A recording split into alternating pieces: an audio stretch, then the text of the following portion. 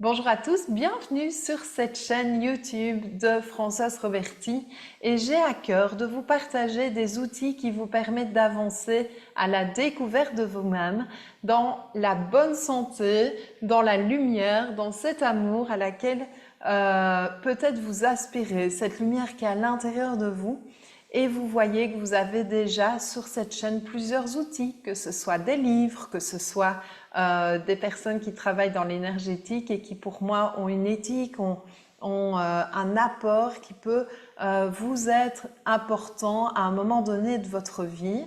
Et aujourd'hui, eh bien, je vous partage une personne qui est exceptionnelle, qui a travaillé 17 ans comme médecin, qui aujourd'hui a fait le choix de travailler en tant que thérapeute.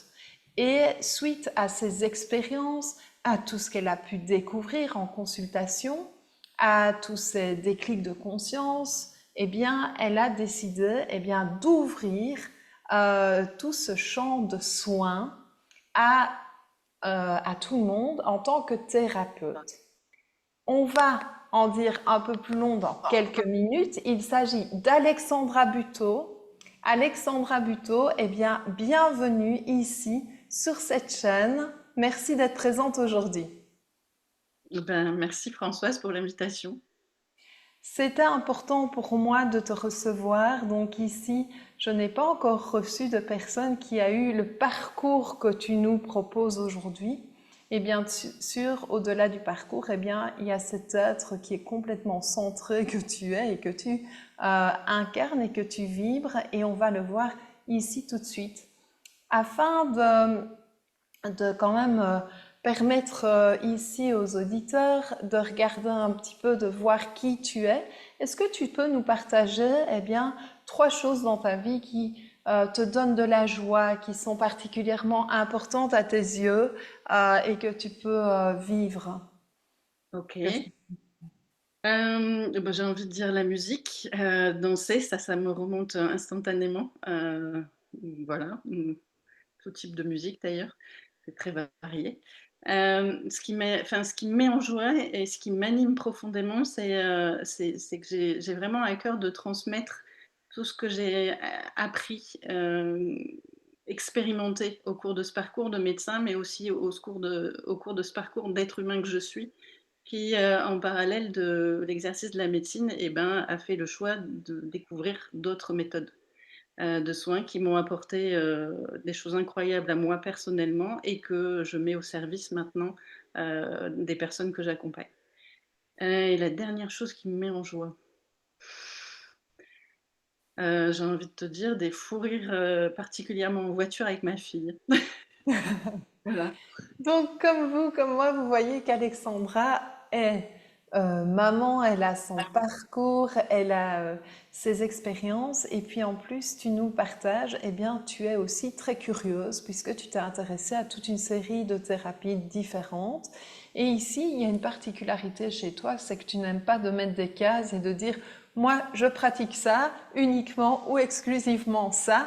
Et c'est peut-être la raison pour laquelle tu as la parole aujourd'hui, c'est parce que justement, tu as une boîte à outils, tu sais, comme un canif suisse avec tous ces petits outils, avec la possibilité de rentrer dans une chirurgie fine en fonction de la difficulté que la personne présente quand elle se présente à toi pour les soins que tu vas lui proposer. Aujourd'hui, Alexandra, on va aborder un sujet en lien avec le soin, en lien avec ce qui te passionne depuis longtemps. Et d'ailleurs, on va en parler de ce soin. Qu'est-ce que c'est se soigner finalement à l'époque d'aujourd'hui pour toi? Alors justement, déjà, je vais rebondir sur le mot se soigner parce que j'aime beaucoup le langage des oiseaux et que pour moi, il est temps que ce mot, ce soit plus celui-là qu'on utilise. Parce que se soigner, ça veut dire se nier soi-même. Et en tant qu'ancien médecin professionnel de santé, et c'est ce que j'ai fait aussi pendant des années. Je me suis niée moi-même. Et les soignants, ce sont donc les soignants sont des soignants. Je trouve que le mot qui conviendrait mieux, c'est prendre soin. Parce que prendre soin, ça permet aussi de remettre, chacun, pour moi, à sa juste place dans ce qui se joue entre un patient et un professionnel du soin quel qu'il soit. Parce qu'effectivement, tu as dit, on a tous des capacités, des compétences, des boîtes à outils dans ce monde du soin. Et que pour moi, le rôle de celui qui accompagne, c'est de mettre cette boîte à outils au service de la personne qu'on accompagne. Et c'est tout. Je ne fais que ça. Celui ou celle qui a le pouvoir, entre guillemets, c'est celui que j'accompagne. C'est la personne elle-même et toi tu accompagnes justement à ce que cette personne puisse prendre soin du coup de lui, d'elle. Et par rapport au mot guérison, qu'en penses-tu? Alors guérison, je sais pas, guérir, on entend gai et rire. C'est sûr que si on porte une maladie difficile qui a pas de traitement, et effectivement guérir, ça rapporte de la joie, on va dire. Je ne sais pas, guérison, je n'ai pas plus d'infos que ça. Je pourrais pas te dire. C'était une petite parenthèse ici. Donc, on voit, Alexandra, eh bien, que tu es bien ouverte à plein de choses, déjà au langage des oiseaux pour commencer, et tu as vécu beaucoup d'expériences. Est-ce que tu peux nous partager une expérience en particulier qui est importante dans ton parcours? Mmh, je réfléchis parce que je sais qu'on a dit, enfin, j'ai à cœur qu'on parle de la notion de miracle en médecine, mais je cherche si j'ai autre chose là qui me vient. Hem, j'ai envie de te dire que, assez rapidement, quand j'ai commencé à remplacer en tant que médecin, je me suis sentie très vite limitée en termes justement d'outils pour pouvoir aider mes patients et que j'avais l'impression, et ça je vais le dire, que la médecine laissait, sur le bord du chemin un certain nombre de patients, pour lesquels elle n'avait pas de réponse. Et c'est tout à fait OK que la médecine a obligation de moyens et pas de résultats parce que, bah, il y a toujours des nouvelles maladies, des nouvelles choses qui naissent et qu'il y a un temps pour pouvoir trouver des traitements, ça c'est OK. Mais pour moi, c'était pas OK de les laisser sur le bord du chemin parce que ça me donnait l'impression qu'ils étaient pas entendus ces gens-là et que pour le coup aussi, il y avait une forme de reniement de ce qu'ils vivaient. Et donc, c'est comme ça que j'ai commencé à m'intéresser à l'homéopathie, à la micronutrition, à plein d'outils différents pour trouver d'autres options pour pouvoir les aider sur leur chemin. Et quand j'ai commencé comme ça, j'ai découvert aussi l'art du questionnement. C'est-à-dire, je me suis rendu compte au fur et à mesure, quand je discutais avec les gens en consultation, que leurs symptômes, ils voulaient toujours leur raconter quelque chose par rapport à ce qu'ils vivaient dans leur vie de tous les jours, dans leur histoire, dans les blessures, les événements, les traumatismes qu'ils pouvaient vivre, les ruptures, les licenciements. Et j'avais l'art de poser la question, celle qu'on préférait glisser sous le tapis, pour que la personne essaye de prendre conscience sur son chemin de ce qui se passe. Et j'aime bien partager ça, c'est que c'est comme ça que quand tu m'as demandé qu'est-ce qui m'anime profondément, quand je faisais ça, ce que j'adorais plus que tout, plus que faire un diagnostic compliqué, c'était que quand la personne prenait conscience de ce qui se jouait pour elle, ça allumait un tout petit truc dans son œil, ça durait une fraction de seconde. Et moi, je le voyais. Et quand j'avais ça, mais pour moi, pour le coup, c'était miraculeux. Et je me sentais riche de la journée que j'avais passée parce que j'avais eu cette chose-là. Et à partir de ce moment-là, est-ce que tu voyais qu'il y avait quelque chose qui changeait ou est-ce que la personne elle-même te disait, bah tiens, j'ai pris conscience de, ou il y a quelque chose même peut-être dans le processus de soin de la personne qui a changé grâce à cette petite étincelle qui était suscitée par ta question? Alors j'avais pas toujours la réponse, tout de suite, immédiatement. Moi, je constatais cette chose-là, mais c'est rigolo parce que des fois, on dit des choses et puis les gens repartent et puis on les voit pas pendant des mois, des années. Et puis je me souviens d'une dame, une infirmière qui revient me voir, peut-être 1 an après parce qu'elle avait pas eu besoin de moi et qui me dit: «Ça a beaucoup résonné ce que vous m'avez dit il y a 1 an», et elle avait entamé des changements dans sa vie où elle avait changé de compagnon, elle avait modifié la façon de faire son activité et elle me remerciait, quoi. Et moi, j'avais complètement oublié la phrase et elle m'a redit la phrase que j'ai d'ailleurs à nouveau oubliée, qui a fait que ça a déclenché quelque chose. Et moi, je trouvais ça fabuleux, quoi. Et donc, Alexandra, toi, tu as donc une perception qui n'est pas uniquement la maladie elle-même, mais qui voit vraiment tout l'ensemble du corps, tant au niveau mental, émotionnel, énergétique, spirituel, physique, mais aussi donc dans tous les corps, mais aussi dans toutes les dimensions. Et eh bien, c'est arrivé à certaines personnes, et tout le monde en a entendu parler, de ce que nous nommons aujourd'hui encore les miracles en médecine, ces moments où eh bien, il faut faire une opération et au miracle, plus besoin de cette opération.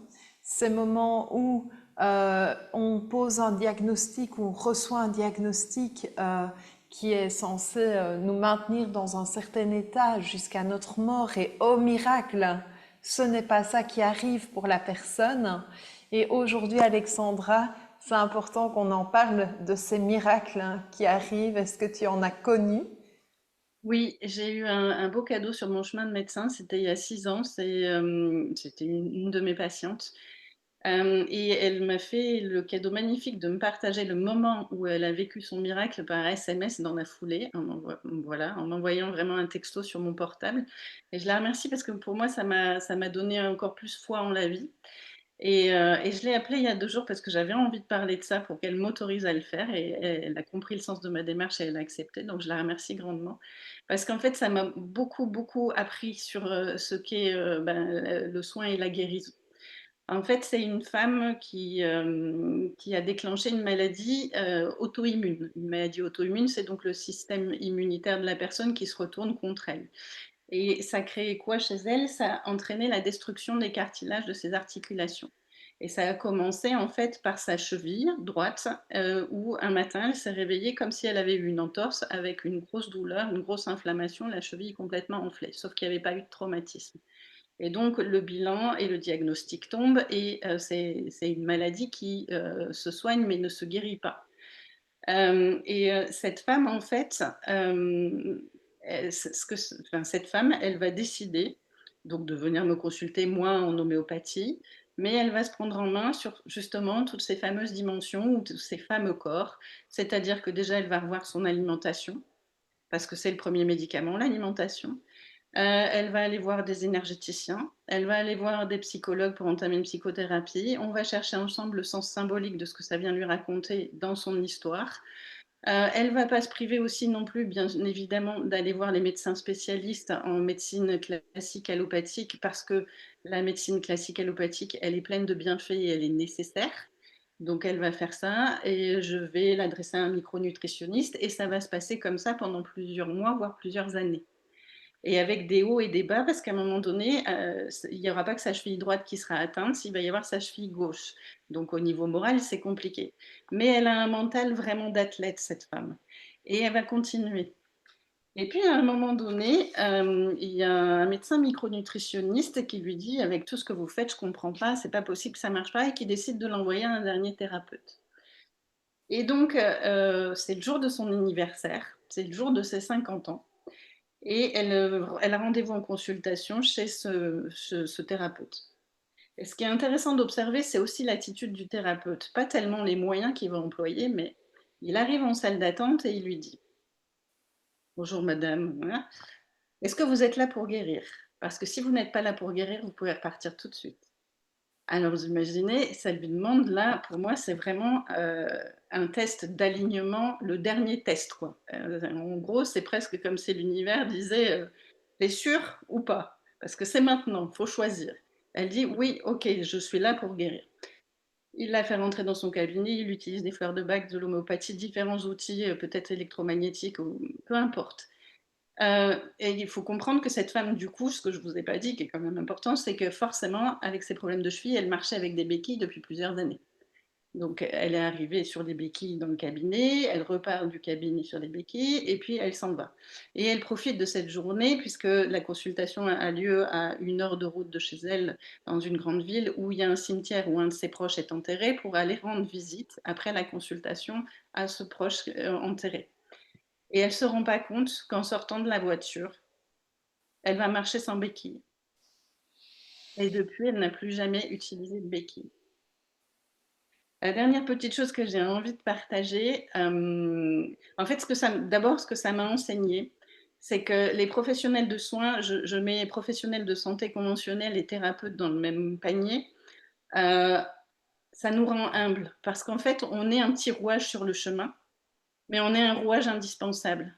C'est-à-dire que c'est le chemin qui est important. Ce qu'elle a vécu cette femme, pour moi, c'est un chemin initiatique. Et chaque petite porte, chaque petit rouage que nous l'avons aidé à franchir, ils étaient indispensables et il était nécessaire qu'ils soient faits dans cet ordre-là. C'est comme si elle avait libéré des nœuds au niveau énergétique au fur et à mesure sur son chemin jusqu'à arriver à l'alignement parfait. Cette femme, du coup, dans la foulée, elle avait pris depuis des mois un rendez-vous avec un grand centre spécialisé en immunothérapie qui commençait à se développer à l'époque, pour ne pas, comme je l'ai dit, se priver de toute possibilité de soins et de guérison. Et donc, elle arrive à cette consultation sans ses béquilles, mais avec son gros dossier où il y a toutes les IRM. Et là, la réaction du spécialiste, elle est de: «Mais vous êtes allé à Lourdes?» Alors, j'ai envie de dire, je dis pas ça pour, j'ai envie de dire que je sens la personne en face qui est déclenchée, blessée et qui ne comprend pas ce qui se passe, qui rencontre cette femme pour la première fois alors que moi je la suis depuis des années et qui se dit peut-être: «Et c'est quoi?» qui voit bien tous les dossiers. J'ai envie de dire que j'aimerais beaucoup que, la médecine puisse s'ouvrir davantage au fait qu'on n'est pas obligé de croire uniquement ce qu'on voit. Et en même temps, elle avait la preuve devant elle que cette femme marchait, même si elle avait un dossier avec des IRM qui mettait un diagnostic, de maladie qu'on ne pouvait pas guérir à l'époque. Voilà, je ne sais plus ce que je voulais dire. Je crois que c'est important que tu puisses transmettre ce message au niveau des médecins, des thérapeutes. Et Mmh, donc, cette dame, elle arrive chez le thérapeute qui la reçoit comme ça. mmh, Et, euh, et Alexandra, ben justement, en parlant de Lourdes, parce que donc il y a des personnes qui associent les miracles justement à des lieux de pèlerinage, à des lieux comme ça liés à des, on va dire, oui, des lieux de pèlerinage pour guérir. Et en mmh, même temps, toi, tu dis, mais ça se trouve en la personne de prendre soin. oui. Alors C'est tout un à fait. chemin. Parce que si on regarde superficiellement, on pourrait se dire, et le dernier thérapeute serait certainement très flatté, hein, dans son ego, que je veux aller voir ce monsieur, c'est lui qui fait des miracles. Si on regarde ça d'une façon extérieure et qu'on ne voit pas l'ensemble du chemin parcouru par la dame. Mais effectivement, comme je l'ai dit, c'est un chemin initiatique et elle a pris sa posture d'actrice de son soin et de sa guérison. Et pour moi, en fait, la seule personne qui peut se guérir, c'est elle-même. Nous avons, je pense, un système d'auto-guérison en nous que, par moment, certaines personnes, en nous accompagnant, nous permettent de réactiver. C'est vraiment comme ça. C'est ça. Donc ici, ce témoignage, c'est quelque chose qu'on a déjà entendu à d'autres endroits, qu'on peut lire. On peut lire des témoignages aussi sur Internet ou dans des bouquins de cet ordre-là. Et toi, Alexandra, est-ce que tu penses que les gens peuvent guérir de tout? En tout cas, j'ai envie d'y croire, mais je dis que c'est pas forcément simple. Hem mais ce que je voudrais vraiment par rapport à ça, c'est aussi, quelque chose que j'aime, enfin, où je suis pas forcément pleinement d'accord dans le milieu médical, c'est les histoires de pronostics quand on a des maladies incurables. Quand on a des maladies incurables, on peut vous demander, ben, combien j'ai de chances de survie. Et moi déjà, je retenais jamais ces chiffres et c'est quelque chose que je ne disais pas. Parce que pour moi, c'est quelque chose où il faut être très prudent parce que ça amène, une forme d'énergie qui peut couper la personne de ses ressources, en lui donnant l'impression que ça peut être que comme la personne a dit et pas autrement. Et moi, ce que j'aimais bien dire aux gens quand on avait des diagnostics compliqués de cancer avec des métastases et cetera, je vends pas du rêve, mais je trouvais ça hyper important de leur dire: «Je ne soigne pas l'IRM de monsieur machin ou le scanner de madame bidule. Je soigne madame bidule ou monsieur machin et madame bidule ou monsieur machin, il est bien plus puissant qu'il ne le pense». et ça, c'est redonner aussi le pouvoir à la personne et ça me paraît essentiel.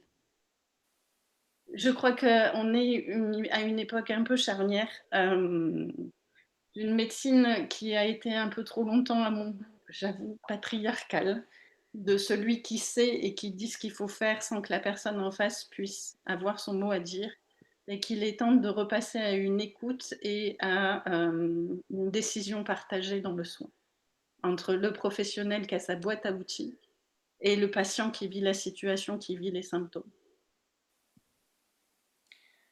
Et comme tu le dis, la médecine est en train de s'ouvrir. Tu as participé au congrès de la médecine intégrative l'année passée à Bordeaux. C'est juste, c'était à Bordeaux. Oui. Et l'année prochaine, il y aura, cette année, il y a un congrès à Bruxelles où d'autres personnes qui pratiquent la médecine ou en tout cas les soins d'une manière ou d'une autre vont pouvoir s'exprimer, vont pouvoir partager.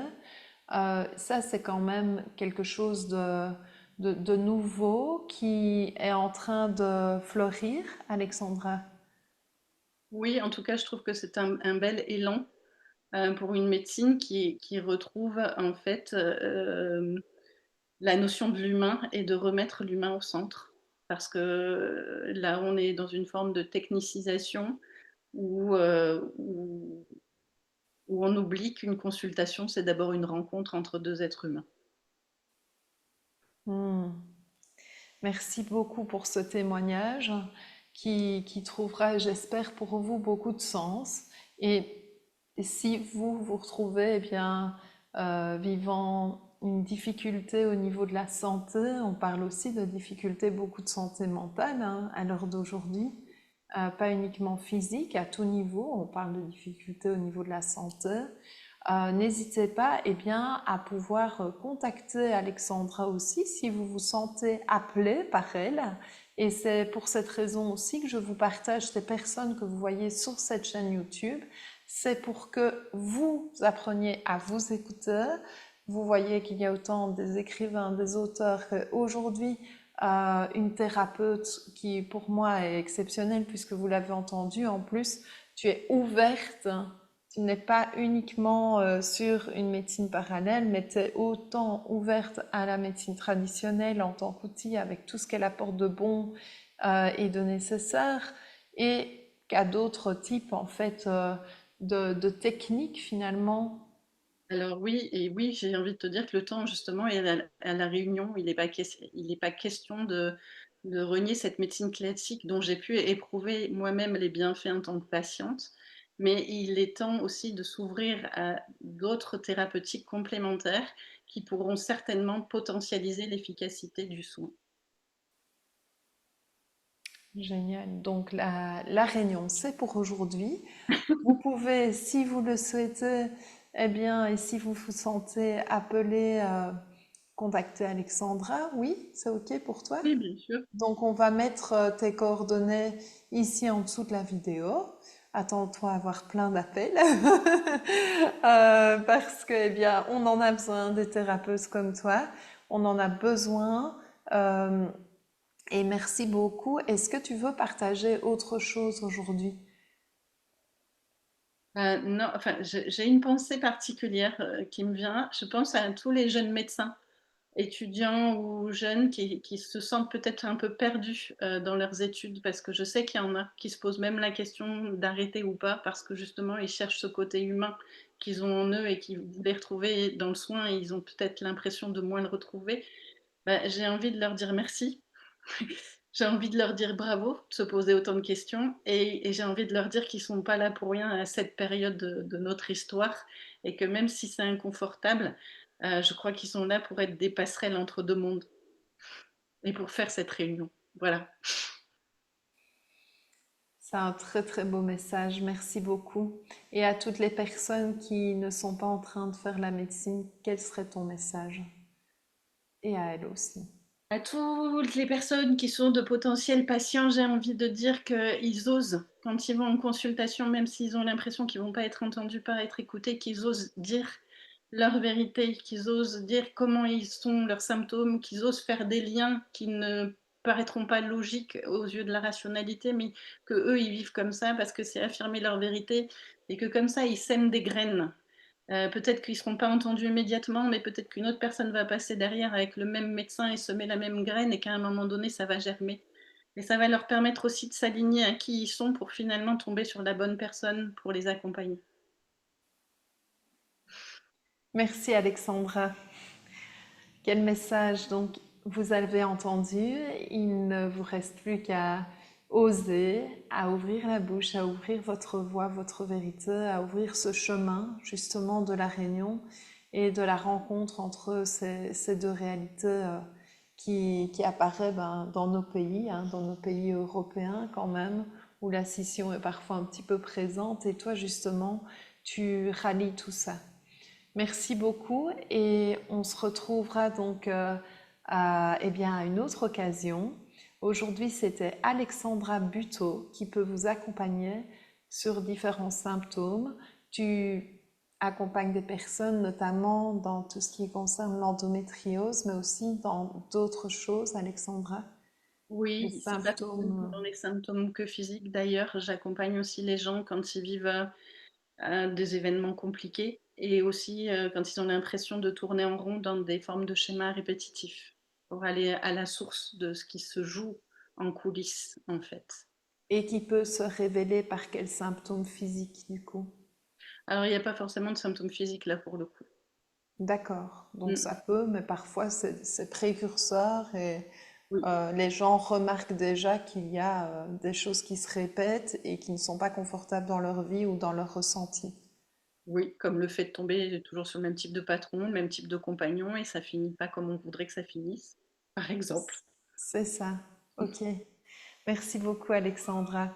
Eh Merci à toi. bien, voilà, je vous souhaite une belle journée, une belle soirée. Donc, on va dire prenez soin de vous aussi. Et on se retrouve à très très vite. Merci beaucoup pour ta présence et pour ton partage. Merci pour ton chemin, Alexandra, qui est quand même, je vais dire, pionnier en la matière, je trouve, et pour ton intégrité et ta présence aujourd'hui.